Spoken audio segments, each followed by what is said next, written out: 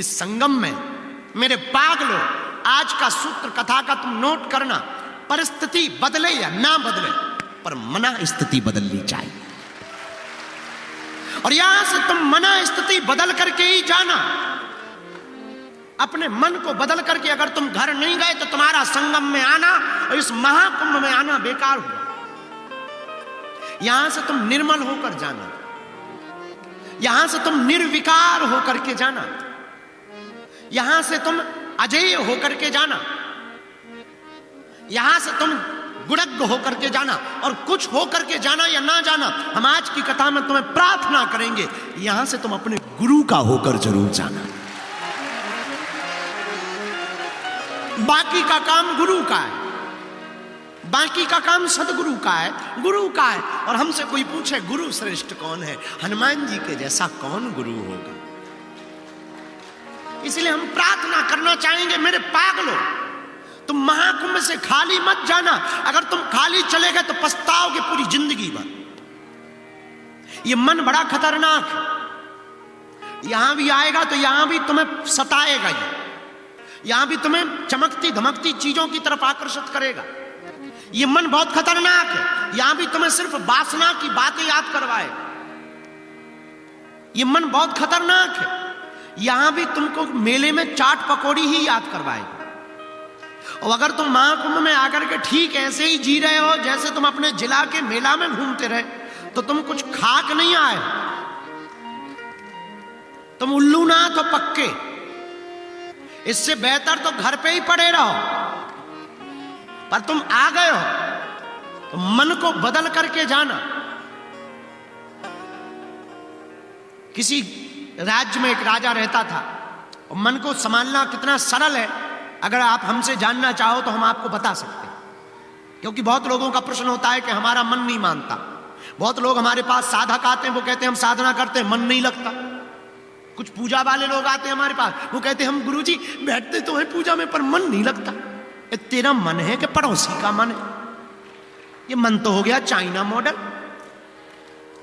मन नहीं लगता, अरे मन तुम्हारा है कि पड़ोसी का है? मन की आज्ञा से तुम चलोगे या तुम्हारी आज्ञा से मन चलेगा? इसका मतलब तुम मन के गुलाम हो गए। तुमने मन की गुलामी को स्वीकार कर लिया है। और जिसने भी मन की गुलामी को स्वीकार किया, याद रखना मेरे पागलों, वो मन की गुलामी पूरी जिंदगी भर करेगा।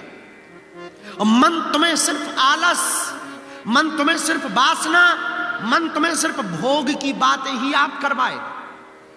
अगर तुम मन के गुलाम हो, मन के गुलाम होने का प्रमाण क्या है? अगर वो केवल तुमको आलस, भोग, वासना की बातें याद करवा रहा, समझ जाना तुम गुलाम हो पक्के। क्योंकि कोई भी गुलाम करने वाला व्यक्ति ये नहीं चाहता कि तुम स्वतंत्र हो जाओ, तुम परतंत्र हो जाओ। पर मन को गुलाम अपना बनाना भी बहुत सरल है, मन को कंट्रोल करना भी बहुत सरल है। और शायद इस बात से तुम्हें बहुत नई रास्ता की खिड़की प्राप्त हो सके। आज की कथा हम सुना तो रही है, पर इसका उत्तर भी तुम्हें देना चाहते हैं। एक कहानी से तुम्हें बात बहुत स्पष्ट हो जाएगी। किसी गांव के राजा के पास में एक बकरी थी, और राजा ने घोषणा की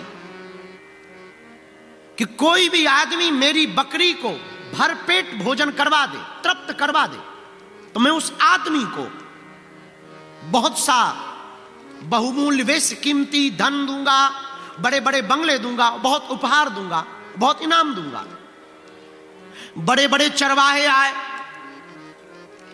बकरी चराने वाले आए, बड़े बड़े बुद्धिमान आए, ऐसा ऐसा भोजन ले गए, बकरी को खूब खवाएं दिन भर।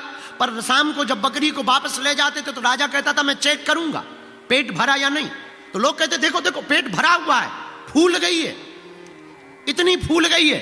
राजा बोले मैं ऐसे नहीं, मैं चेक करूंगा। चेक कैसे करोगे? राजा एक हरी हरी टहनी जिसमें हरे हरे पत्ते लगे हुए सामने बकरी के करता हो। बकरी की आदत है कि वो हरी हरी पत्ती को देख करके तुरंत खाने के लिए, भले ही एक पत्ता खाएगी पर खाएगी जरूर, और मुंह मारे। राजा कह लो अभी नहीं पेट भरा, अभी तृप्त नहीं हुई। देखो अगर तुमने तृप्त कर दिया होता तो आज ये अभी एक पत्ती नहीं खाती, उसने एक पत्ती खा ली, अभी भी अतृप्त है। और याद रखना मन की भी यही हालत। तुम जितना भोग लोगे वो फिर कहेगा अब कुछ नया हो जाए। तुम 4 कमरे के मकान में रहने लगोगे वो तुरंत 8 कमरे की डिमांड करेगा। तुम जिस दिन भी बोलेरो गाड़ी पर चलने लगोगे तुम्हें तुरंत फॉर्च्यूनर दिखने लगेगी। और जिन पे फॉर्च्यूनर है, जो फॉर्च्यूनरों पे चल रहे हैं, उनकी आंखों में रेंज रोवर झूल रही है। और जो रेंज रोवरों पर चल रहे हैं उनकी आंखों में BMW और फरारी कार झूम रही है। और जिन पे ये कारें हो गई हैं वो उड़न खटोला के सपने देख रहे हैं। ये मन बहुत खतरनाक है, बहुत विचित्र है। राजा ने बहुत से लोगों पर प्रयोग करवाया, बकरी को दिया, पर बकरी का कोई पेट नहीं भर पाया। लेकिन एक महात्मा गया और राजा को कहा कि अगर आपको लगे तो ये बकरी मुझे दो, मैं 1 दिन में इसका पेट भर के लाता हूं। तो राजा ने कहा क्यों बेफिजूली में परेशान हो रहे हो, बड़े बड़े चरवाहे परेशान हो गए हैं, फैल हो गए हैं, हार मान चुके हैं, तुम खाक महात्मा आदमी, जटाएं वटाएं हैं, तुम अपना भजन भजन करो, कहां प्रपंच में पड़े हो। महात्मा ने कहा उसमें क्या बात, साधु हैं तो, पर देख कर ट्राई तो करो, लाओ। राजा ने कहा ठीक है ले जाओ। महात्मा बकरी लेके आया, महात्मा ने भोजन नहीं करवाया, जैसे ही वो पत्ती की तरफ जावे तो दे डंडा। वो हरी हरी पत्ती की तरफ जावे, वो मुंह मारे और दे पटाक, इस तरफ से पटाक, उस तरफ से पटाक। दिन भर में बेचारी कमजोर हो गई, पेट पिचक गया, मुंह टेढ़ा हो गया, एक पैर लंगड़ा हो गया। अब महात्मा एक हरी हरी डाली लेकर के सामने गए तो उसने पहले तो देखा और जैसे ही हाथ में डंडा देखा तुरंत ऐसा मुंह कर लिया। महात्मा ने उस तरफ किया, उसने इस तरफ मुंह कर लिया। महात्मा ने इस तरफ किया तो उसने इस तरफ मुंह कर लिया। महात्मा बकरी को लेकर राजा के पास गए, बोले ले पेट भर गया है इसका। राजा ने ऊपर से नीचे तक देखा, बोले ये तो ऐसी पिचकी हुई है जैसे कोलगेट मंजन को बच्चे पिचका देते हैं, और तुम कह रहे हो कि इसका पेट भर गया है। ऐसी हालत तो हमने इतने दिनों में नहीं इसकी देखी। महात्मा बोले वो बातें छोड़ो, बेफिजूली की बातें बंद करो, इसका चेक करो कि ये खाएगी कि नहीं। राजा बोले मैं अभी चेक करता हूं। और हरी हरी टहनी जैसे ही लाए सोई महात्मा डंडा ठोक के ऐसे खड़े हो गए, मारा पीटा नहीं। बकरी ने एक तरफ हरी पत्ती और दूसरी तरफ डंडा देखा तो जिस तरफ राजा पत्ती करे उस तरफ और उस तरफ तिरछा कर ले। राजा पागल हो गया, बोले महाराज आपने खिलाया क्या है। महात्मा बोले तुम खाओगे, पहले हाँ बोलो फिर बताते हैं हम। नहीं खाएंगे नहीं, पर आपने खिलाया क्या है। महात्मा बोले सच ये है कि मैंने कुछ खिलाया, डंडे खवाए। पर डंडे, तब महात्मा ने एक बहुत पते की बात बोली जो तुम्हारे काम की बात है। जिस प्रश्न से हमने बात को उठाई थी उसका उत्तर तुम्हारा है। महात्मा बोले ये मन है, बकरी तो एक कथा है, सच ये है ये बकरी ही हमारा और तुम्हारा मन है। ये मन है और इस मन को अगर तुम भोजन कराओगे तो ये बर्बाद होती जाएगा मन, और परेशान करता जाएगा और हमेशा ये बिगड़ता जाएगा। इसका एक ही सर्वोत्तम उपाय है, इसको लगाम लगा दो, इसको गांठी में बांध दो, इसको सदगुरु की खूंटी में बांध दो। आप इसको गुरु की खूंटी में बांधोगे या हनुमान जी की खूंटी में बांधोगे, एक समय ऐसा आएगा मन मुक्त हो जाएगा। हमको बिल गेट्स की एक बात बहुत अच्छी लगी। बहुत अमीर आदमी है, वो कहता है कि पैसा सब कुछ नहीं है। ऐसा कहने के लिए सबसे पहले बहुत पैसा होना चाहिए।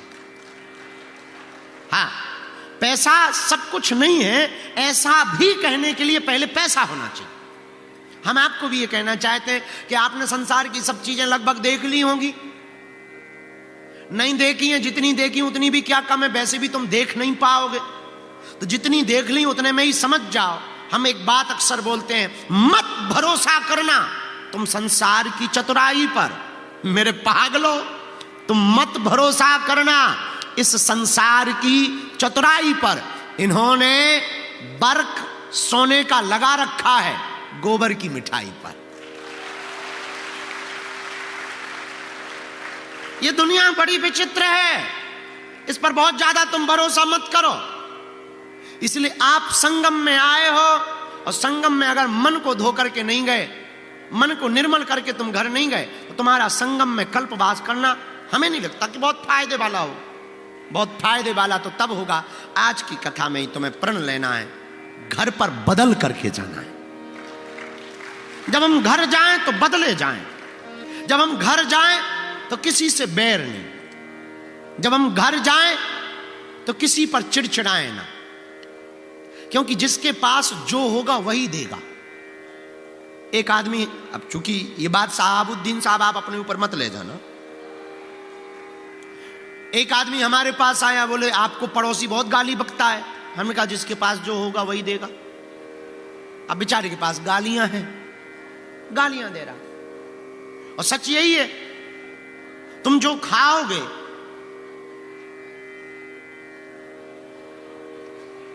चलो मूली खाओ,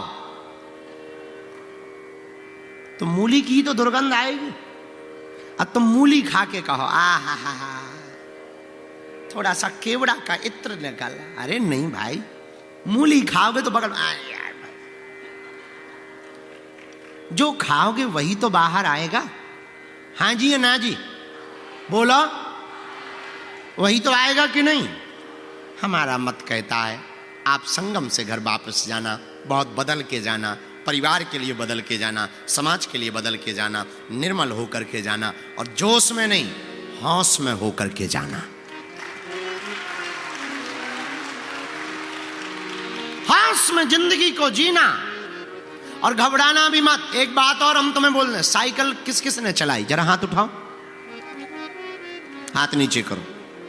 साइकिल चलते हुए देखी किस किस ने, हाथ उठाओ, हाथ नीचे करो। साइकिल में जहां से हवा भरते हैं उसको क्या कहते हैं, बालकील, नोजल, जहां से हवा भरते हैं ना उसको नोजल कहते हैं। और आप कभी साइकिल चलते हुए देखना बॉस, जब साइकिल चलती है तो वो नोजल कभी नीचे आती है और कभी ऊपर आती है। जिंदगी भी ऐसे ही है,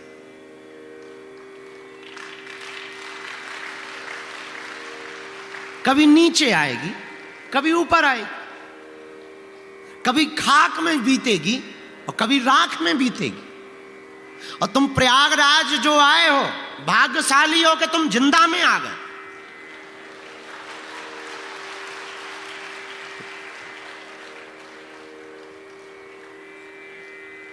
फिर से सुनो, तुम प्रयागराज जो भी महाकुंभ में आए हो, भाग्यशाली हो, जिंदा में आए। और जो नहीं आ रहे हैं और घर बैठे बयानबाजी कर रहे हैं, बेटा 25 रुपया के मटका में आओगे।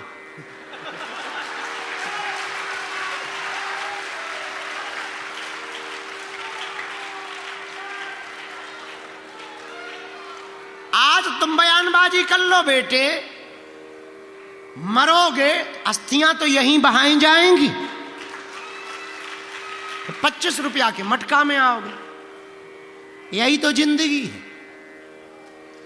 कभी ऊपर कभी नीचे। जोश में नहीं होश में समझना, क्रोध में नहीं बोध में समझना। तुम बहुत गंभीरता से हमारी बात को समझना। यहां से तुम होश में जाना, घर इतने होश में जाना कि तुम्हारी जिंदगी में दुख भी आए तो बहुत ज्यादा घबराना मत यार। थोड़े विफल भी हो जाओ तो घबराना मत। सफल होने के लिए विफल होना पड़ता, सफल होने के लिए विफल होना पड़ता है। और ऐसा दुनिया में कोई भी महान आदमी नहीं है जो विफल ना हुआ, और जो विफल नहीं हुआ वो कभी सफल भी नहीं हुआ है। ये भी सुन लो आप, हजारों बार एरोप्लेन के ट्रायल हुए और विफल हुए, तब सफल हुआ। एलोन मस्क ने अभी वो जो बनाई है रॉकेट, कई बार उसकी विफल हुई, तब जाके एक सफल हुई। अब्राहम लिंकन, अमेरिका का 16वां राष्ट्रपति, बहुत बार विफल हुआ, नहीं जीत पाया चुनाव, लेकिन एक बार सफल हुआ और वो राष्ट्रपति बना। हम आपसे कहना चाह रहे हैं कि आप अगर विफल भी हो तो घबराना मत। और तुम्हें तो हम एक ऐसी खूंटी पकड़ा देते हैं संगम के किनारे में, जाओ तुम मौज से घर, पर घर जाना तो अपनी जिंदगी की डोर परमात्मा के हाथ में सौंप करके जाना।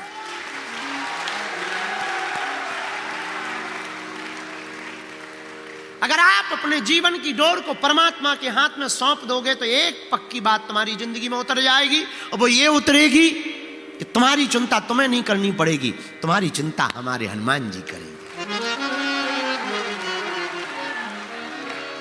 इसलिए मेरे प्रियजनों, आज हम कथा में बैठे हैं तो हमारी प्रार्थना यह है संगम के किनारे में कि परिस्थिति बदले या ना बदले, पर कथा से मना स्थिति जरूर बदलती है।